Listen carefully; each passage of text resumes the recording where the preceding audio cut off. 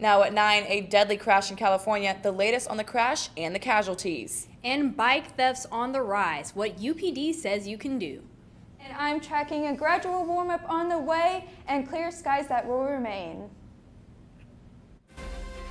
From the heart of Ball State University, live from the Unified Media Newsroom, NewsLink Indiana starts right now. Good evening, everyone, and thanks for being with us. I'm Imani Butts. And I'm Emily Harless. And our top story tonight, at least 13 people are dead after a crash this morning in California. A packed SUV hit a big rig in Imperial County. A hospital official says there were more than 24 passengers in the SUV that hit the semi filled with gravel. Several others are in the hospital tonight, some in intensive care. The crash happened in southeastern California, about 10 miles north of the U.S.-Mexico border. A California Highway Patrol officer said the vehicle was heading in the direct path of the big rig truck. The cause of the crash is under investigation. FBI Director Chris Wray faced the Senate Judiciary Committee today to answer questions about the alleged intelligence and security failures leading up to the Capitol insurrection. Capitol Police blamed federal law enforcement last week for not providing them intelligence about the possible attack. The FBI sent a memo warning about possible violence the day before it happened, but Capitol Police officials didn't read it. Today, lawmakers criticized the FBI for sharing limited information before the insurrection, as well as their response in the aftermath. Wray warned in July domestic terrorism and white supremacy are the most lethal threat to our country. Today, he said what happened at the Capitol is an example. I was appalled that you, our country's elected leaders, were victimized right here in these very halls. That attack, that siege, was criminal behavior, plain and simple, and it's behavior that we, the FBI, view as domestic terrorism. It's got no place in our democracy, and tolerating it would make a mockery of our nation's rule of law. Wray was appointed to his position by the Trump administration, and the current White House already said it plans to keep him in that role. And in your coronavirus information tonight, new information to a story we've been following. 2 pharmaceutical companies are teaming up to speed up COVID-19 vaccination efforts after Johnson & Johnson's vaccine was given emergency authorization on Saturday. White House Press Secretary Jen Psaki announced the partnership in a press conference today. The 2 largest healthcare and pharmaceutical companies, Merck and Johnson & Johnson, usually competitors, are coming together to expand production of the vaccine. The 2 companies will help manufacture Johnson & Johnson's coronavirus vaccine. Merck is expected to dedicate 2 of its facilities to help. The J&J vaccine is the first single-dose COVID-19 vaccine authorized in the United States. It can be used to vaccinate Americans who are 18 years old and older. President Biden says increasing vaccine production could help the U.S. return to normal. This country will have enough vaccine supply, I'll say it again, for every adult in America by the end of May. As Johnson & Johnson prepares to ramp up production of its vaccine, some states are rolling back restrictions. Texas Governor Greg Abbott issued an executive order today that will lift the state's mask mandate beginning March 10th. Effective next Wednesday, all businesses of any type are allowed to open 100%. Also, I am ending the statewide mask mandate. Texas is not the only state to lift mandates. Mississippi will also lift its mask mandates, and businesses can begin to operate at full capacity. Some say repealing restrictions too soon could be dangerous. People who are vulnerable to this virus, get this virus, may end up in the hospital and may end up dying. Those are the ones who I'm speaking for. No, he's the governor. But even the governor should be held accountable, and people should call him out when he makes a wrong decision. The CDC director says states should be careful and not let their guard down. And here in Indiana, state health officials announcing today people ages 55 and over are now eligible to receive the COVID-19 vaccine. ISDH says the expansion is the first step in making shots available to nearly 858,000 Hoosiers. For more information on how to receive a vaccine, go to coronavirus.in.gov. And in your campus headlines tonight, an election that did not Come down to the wire, the only slate that ran took home the victory tonight. Strive will be the next student government administration. The slate took to Instagram tonight to thank students for their support, saying they hope to be the voice for students while dealing with issues across campus. The Student Government Association also congratulated Strive on his victory on Twitter. According to the SGA Elections Board, 71% of students voted for Strive and 29% voted no confidence. A total of 644 votes were cast in this year's election. Strive will be inaugurated on April 21st. The time has not yet been announced. And on the topic of that, bike thefts have been on the rise for the last few years. As NewsLink Indiana's Alex Almanza tells us, this is leaving students to search for their bikes and for answers. Bike thefts, they're pretty common, and it's an issue that's gone into another gear with the coronavirus pandemic as more people take to the sidewalks with bikes as their main mode of transportation. On Ball State's campus, a number of bikes are stolen every year, one of those being Botswana resident assistant Draven Rassler. Came back from class, looked over where my bike should have been, and it was not. It was just a wire lock at Walmart, and they came up and just clipped it and rode off on it. Thankfully, it was recovered months later by UPD. They just told me that it was on the other side of Muncie. They called me and they said, hey, we have your bike, you can come pick it up. Rassler dodged a bullet this time, as he didn't register his bike as recommended by the university. All he had was a receipt of purchase containing the bike's unique serial number. Unfortunately, luck wasn't in Ball State junior Grant Covey's pocket. He had his bike stolen in October of 2020 and still hasn't received any word on its whereabouts. It was in a enclosed public indoor storage facilities. The lock had been cut right off and the bike was taken out of there. It was not registered. I did file a police report when the incident happened, though. Before wrapping up my conversations with both Covey and Rassler, they had a few words to say to those responsible. I was pretty ticked off, to say the least. I live in Johnson A. You can come return it anytime. Yeah, I hope they're watching. That would be nice to get it back. In Muncie, Alex Almanza, NewsLink, Indiana. University police say you should always use high-quality locks and consider registering your bike. For more information, you can head to the UPD's website. And Emily, it is so unfortunate that people are getting their bikes stolen because the weather is actually getting good outside. I know it was really sunny all day long today, and I think that's going to continue, but a little bit cooler on the temperature side today. Hope it's going to get any warmer. Yeah, those sunny skies do remain, and that's the top story for this week. But taking a look now at our current temperatures, we're at 37 degrees here in Muncie, 35 in Indianapolis, even 40 up in Lafayette. And taking a look now at that radar, there's nothing around us, clear skies, and that's going to be the story for most of the week. And what we're tracking in my full forecast, the dry conditions, sunny skies, and then the warmer temperatures that are ahead, all that and more coming up on my full forecast.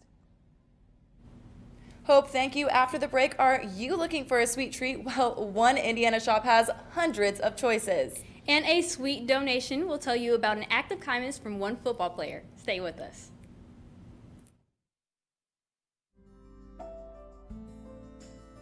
Riding the bus is an easy thing to do. Last year, we carried 60,000 riders in the Ball State area. 50,000 of those were students.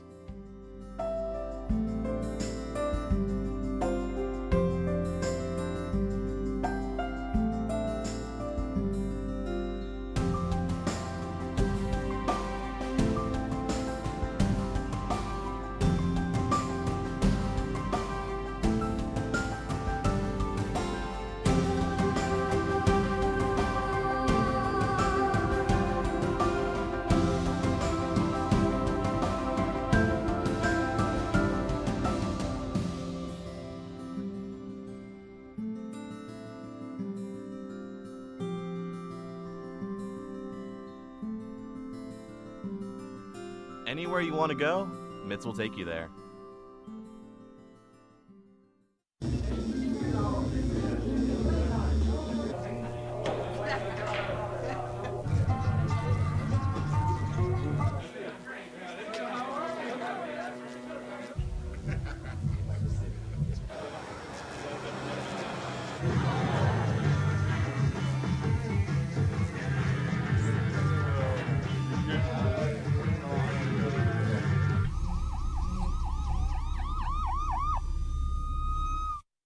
So I just moved in with this family, and it's embarrassing.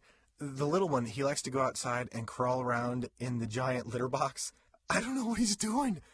I mean, I was born and I knew how to use the litter box. Look at that. That's disgusting.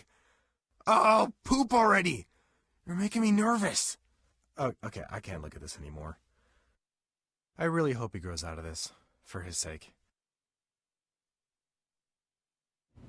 Welcome back to NewsLink Indiana, and Imani, I am a huge fanatic for ice cream. I don't know, do you feel the same? Do you like ice cream? I love ice cream. Okay, perfect, because Ivanhoe's in Upland, Indiana has been serving up frozen treats since, get this, 1965. Throughout the pandemic, the business has adjusted. NewsLink Indiana's Tara Konishny tells us what's so sweet about it. The road about 30 minutes away in Upland, Indiana, is a restaurant called Ivanhoe's. It was just a small little counter. You'd walk up under the awning and place your order at that time. It was very small, just a little drive up. Mark Sowers, the general manager, has been working here for 32 years now. And so it was just a couple days after my 16th birthday I started working. Ivanhoe's may look like a small town family restaurant, but it's much bigger than that on the inside, featuring 100 different flavors of ice cream and shakes. Yeah, so when they first opened the restaurant, we just had the vanilla, the chocolate, and the strawberry. But when owners Ivan and Carol made their trip down to Florida yearly during the winter, on the way back, they would have a new flavor to add to the restaurant. Every year when they opened, they'd add a couple new ones. And she got to 100 shakes and 100 sundaes, and she decided that that was a good number and she would stop there. The restaurant is no exception to the struggles of the pandemic. It's been a very hard struggle, especially at the beginning when we was just doing carry out only. Want to tell the customers thank you for standing with us. They would line out in the parking lot after they've placed their order. We did the best that we was possibly able to do. Despite everything, Mark says the people are what keeps them going. So much fun that when somebody gets their ice cream and they're like, oh, wow. And you see a kid smile and all, it just makes it so much fun. In Upland, Tara Konishny, NewsLink, Indiana. Some small businesses could be getting an upgrade. Green Bay Packers quarterback Aaron Rodgers has donated $1 million to help businesses in his hometown of Chico, California. 80 locally owned restaurants and businesses in the city have received grants from his organization. The Aaron Rodgers Small Business COVID-19 Fund helps pay for rent and operational costs. Rodgers personally told 9 of the business owners they had been approved for the money. He posted the video of the conversations on his Instagram account. And staying in business news, Hertz could be on its way out of bankruptcy. 2 investment firms have agreed to pay more than $4 billion to get the rental car company solvent by midsummer. Bankruptcy court still needs to approve the deal. The company filed for bankruptcy back in May of 2020, but has been struggling since before the pandemic started. From 2014 to 2019, Hertz only made a profit in 2 of those years. Last year, the company cut 14,000 jobs, closed many locations, and sold off nearly 200,000 vehicles. By the end of the decade, Volvo is planning to be all electric. The automaker says it will no longer sell cars that run on fossil fuels by 2030, and that all new electric vehicles will only be sold online. The company wants 50% of its sales to be electric cars by 2025. The other 50% would be from hybrids. Volvo currently sells 1 fully electric vehicle, but unveiled a second model today. More are to be expected to be rolled out in the coming years. And Volvo may be rolling out new vehicles, but students were rolling down their windows of their cars due to the warmer weather. Hope, can we see more of that? Yes, and the warm temperatures stick around, and so do those sunny skies. I'll have that and more coming up after the break. Stay with us.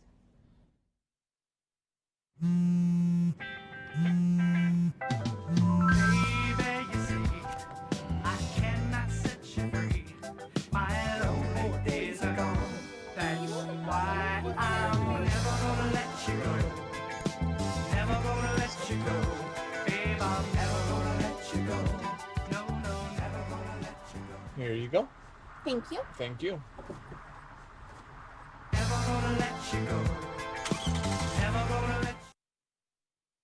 I think it's just vapor with flavor. It won't hurt my kid like cigarettes, right?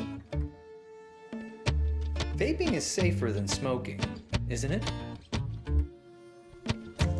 There's really not even that much nicotine in them, right? My kid? My kid knows it's dangerous. Get your head out of the cloud. Today, nearly 8,000 kids will start vaping, maybe even yours. Learn about the dangers at talkaboutvaping.org.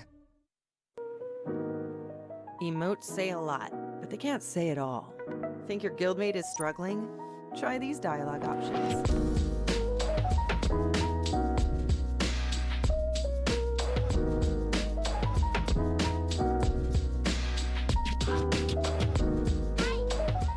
Go beyond emotes. Check in with your guildmates at seizetheawkward.org.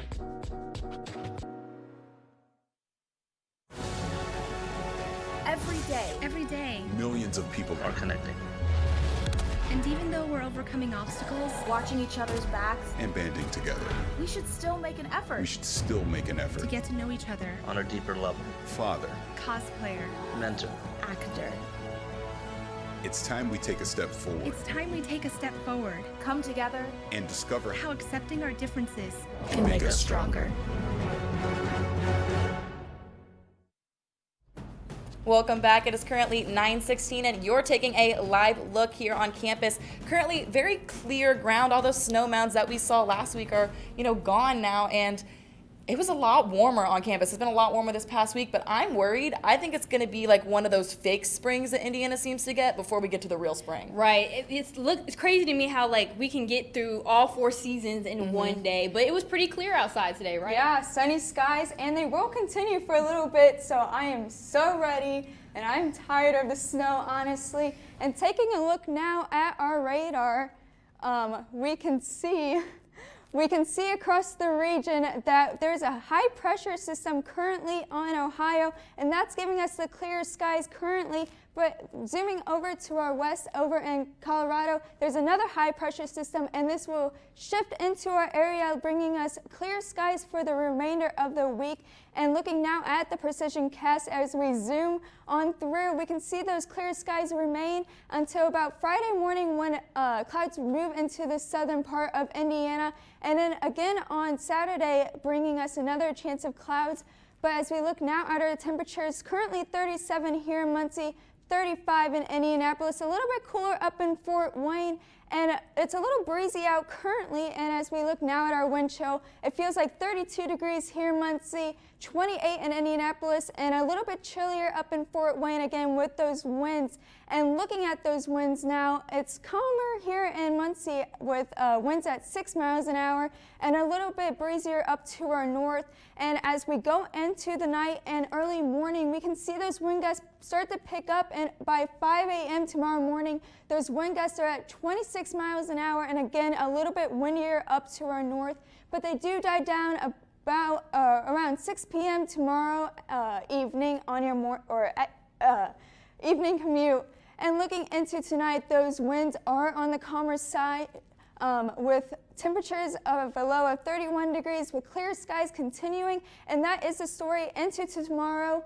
8 a.m. we're at 35 degrees, but by 5 o'clock we're at 53 degrees, and that does linger into the 6 to 10 day outlook given by the Climate Prediction Center. We're at above average probability, but below average probability on the western part of the United States. And looking into the 7-day forecast, we can see temperatures drop just a little bit on Thursday and Friday. Saturday and Sunday, temperatures remain in the upper 40s and lower 50s, but clouds begin to pick up on Monday and Tuesday, but temperatures jumping up into the 60s, guys. That is really, really exciting. It's, 50 degrees is already a little bit warmer. I'm very excited for that 60s. Yes. It's starting to feel like a little bit more of a spring. So I really want to start taking off my jacket and walk around campus with short sleeves. Exactly. But thank you, Hope. Thank you. And hey, warmer weather means outside sports. Anthony, what's going on in the sports realm today? After having their great season cut short before regionals last season, how the Wapahani basketball team is hoping to bounce back in this year's postseason.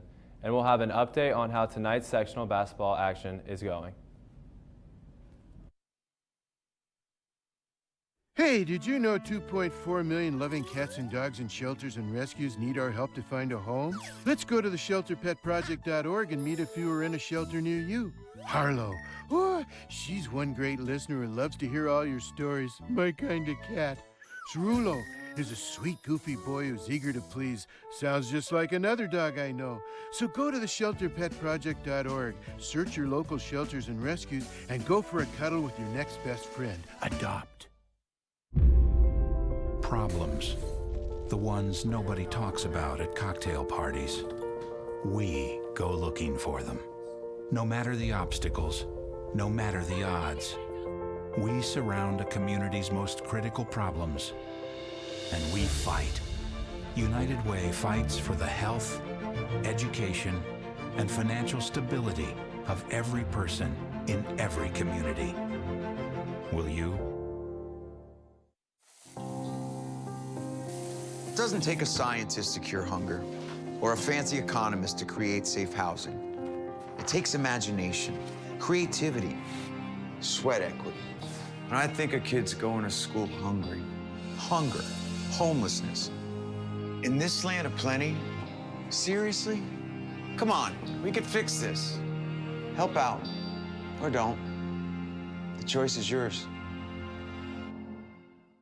Weeknights, NewsLink Indiana brings you the news before you go to bed. But Friday mornings, you're waking up with Cardinal weather. We've got the latest news headlines. Freezing temperatures have set in all the way down in Louisiana. One man dead after flooding in Venice, Italy. Up to the minute weather conditions. Cold temperatures are the story this morning. And of course, lots of fun. It is not funny. What on earth is happening there? I feel sorry for the little guy. I've got my socks on. Annie with her curly hair, which is actually never curly. Join us Friday mornings at 8 on Facebook Live.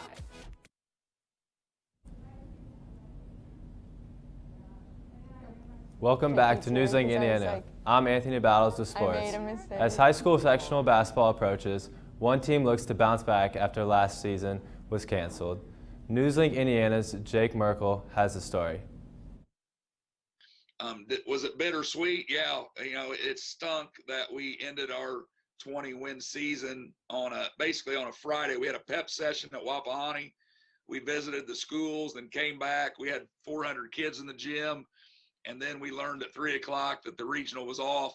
As the IHSAA men's basketball tournament gets ready to tip off, one team is going into it with some extra motivation. It was around this time last year that Wapahani was celebrating their first sectional championship in over 5 years. That celebration, however, would be short-lived. It was after a pep rally the Friday before regionals that the Raiders learned their season was over. We could have kept going, and I feel like we could have won a regional championship and been in the semi-state, competing for a spot in the state championship. There's so much potential left in that season, and it just got all cut off. Despite the unfortunate news, Wapahani kept their heads up and began preparing for this season as soon as it was safe to return to the gym. Luce talked about the role a positive attitude played in getting back to where they needed to be. We got our hands full, but at the same time, we're going to, do everything we can to prolong our season and keep moving forward if we can and advance to one more night. Finishing the regular season at 15-7, the Raiders will enter the tournament looking to get redemption and find that same success once again. In Muncie, Jake Merkel, NewsLink Indiana. Wapahani's redemption tour begins tonight as they face Winchester Community. Now continuing with the sectional basketball action, look at all the games going on tonight around Delaware County. Starting off with 1A at Westdale, Liberty Christian defeated Westdale 73-59. Then Cowan will be in Game 4 awaiting the winner of Game 2. Moving on to 2A, Wapahani will be in action against Winchester Community at Elwood. For Game 2, senior Luke Brown and Blackford will be at home against Madison Grant. For the 3A action tonight, Hamilton Heights squared off against Yorktown at Newcastle.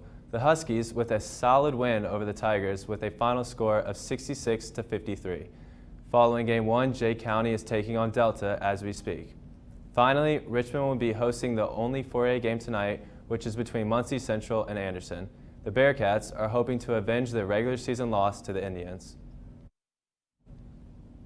Coming in hot, Ball State and Eastern Michigan matching up for the 108th time in history tonight in their final home game of the year. The Cardinals are winning their third straight game, coming off their 3 highest scores of the season, taking down the Eagles tonight 100-65. Leading the tear they are on is sophomore guard Jaron Coleman after taking home MAC Player of the Week last week. Seniors Bracken Hazen, KJ Wallen, and Ishmael El-Amin all celebrating their senior night tonight and their home finale. So, 2-week update, everyone. Did any of us go to a basketball game? I did not. Yeah, I think there were like 5, and none of us managed to go to a game. We got busy lives, man. We're all students. We're all trying to get through this pandemic and everything and dealing with it on campus. So we'll get out there eventually. We also said we were going to schedule to go to one together, and none of the 3 of us ever got around to that. Yeah, we'll get to it eventually. Yeah, we'll try again next year. How was the game, though? We did win tonight, so a big win tonight, senior night. That's good for us. So doesn't that make our season record, I think, 10-11? I believe you are correct. So I think that was pretty good to get out of here. So yeah, definitely. We'll see. Well, thank you, Anthony. Well, we'll take a final look at weather after the break. Stay with us.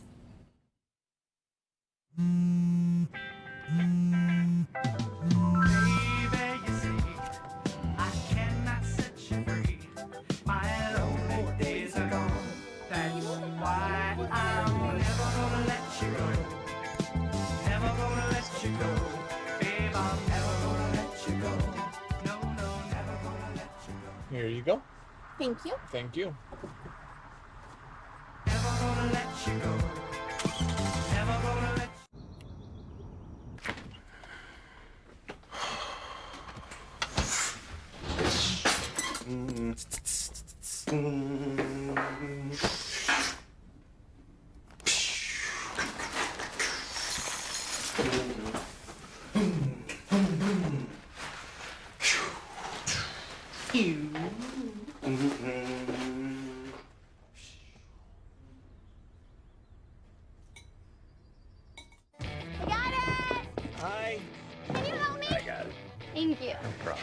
Just like the rules to surviving Zombieland, there are steps you can take to be prepared for an emergency. It's the right thing to do. Talk with your family to make a plan. Look for safe areas to meet up if separated. And stock up on supplies. It's never too early to get prepared, so start now. Right now? Right now. You can't predict emergencies, but you can be ready. You're welcome, America. Visit ready.gov today to learn more. Jordan knows he shouldn't eat this entire bowl of nachos, but tonight he's earned that right. Because a few hours ago, in the middle of happy hour, he recognized a sign. Not from the gods or a bolt of lightning, but from a double heart, a kissy face, and a 4th ha in ha ha ha. That's when Jordan knew he was buzzed. So when it was time to go, he got a ride home instead of driving. Be a legend like Jordan. Recognize your buzzed warning signs and get a ride home. Buzz driving is drunk driving. Welcome back. Time for us to take a look at what's trending. Joining us now is NewsLink Indiana's Kara Przuchek. Kara, what do you have for us tonight? So have you ever seen The Fresh Prince of Bel-Air? Absolutely. Of course, childhood staple. Well, Will Smith says he might get into politics one day. The actor teased the idea during an interview on Pod Save America on the episode released Monday. Smith promoted his new Netflix docuseries, Amend the Fight for America. They asked Smith whether he could ever consider running for political office himself. He said, quote, "I will certainly do my part, whether it remain artistic or at some point venture into the political arena." As to the timing, he was unsure, saying, quote, "I'll consider it at some point down the line." Lady Gaga's dog walker is talking about what he says was a very close call with death. Monday on Instagram, Ryan Fisher said he is still recovering from a gunshot wound from 2 thieves who stole 2 of Gaga's French bulldogs. The women who returned the dogs will not be charged, and detectives are searching for 2 men responsible for the attack.